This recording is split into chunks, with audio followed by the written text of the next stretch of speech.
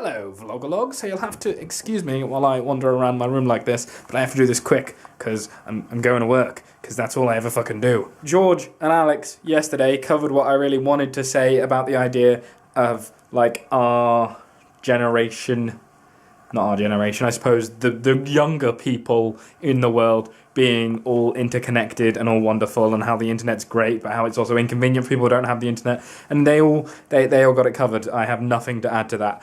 But what I will say is that it's very easy for us to sort of sit here as like 20-somethings and younger and go, yeah, we're definitely the generation and the technology that's, you know, gonna run the world soon. But then we would say that because as a breaking change, or as in social science, and science indeed, you would call it a paradigm shift. It's very easy when you're in the paradigm shift to say, yeah, we're definitely changing the world here. This is definitely how things are going to be forever. Because, well, let's face it, there's going to be a nuclear war soon, and that wipes out electronics, so we're all fucked then because we'll have no internet. But I mean, you have to remember that we are at the moment, we're all a bunch of white males in the developed world, the very developed world. And the way that we use internet is completely different to how it would be used in another time, space, or culture. And you have to, just because we're the only people that are talking doesn't mean we're the only voices worth hearing.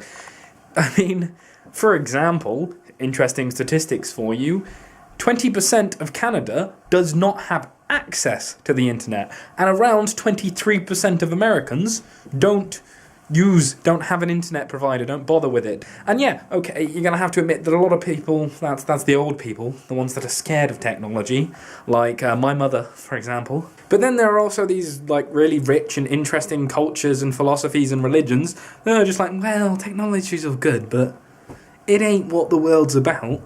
And I just wanted to point out to you that there is people who live without the internet as a choice in an internet-saturated world, and there are people who live in a different internet-saturated to the world that we do. For example, India, desktop. What the fuck is a desktop? Everybody has the internet on their phones. No one has it in their houses because infrastructure is so poor. But on their phones, yes. And you also have to remember that the changes that come about on a large scale, so not from the bottom, i.e. the people, to like the rest of us, but from the top down, are stupid, uninformed, and fairly anti-internet as a general rule. The paradigm shift, or the breaking change, or whatever you want to call it, is kind of being hindered by the fact that a new thing is hindered by the culture and understanding of old things and old people.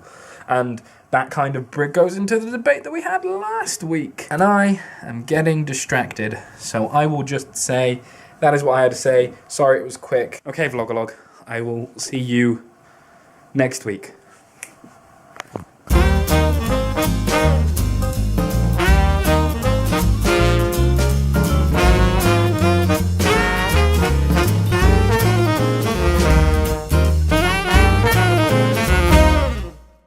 Also, this does not make me an alcoholic.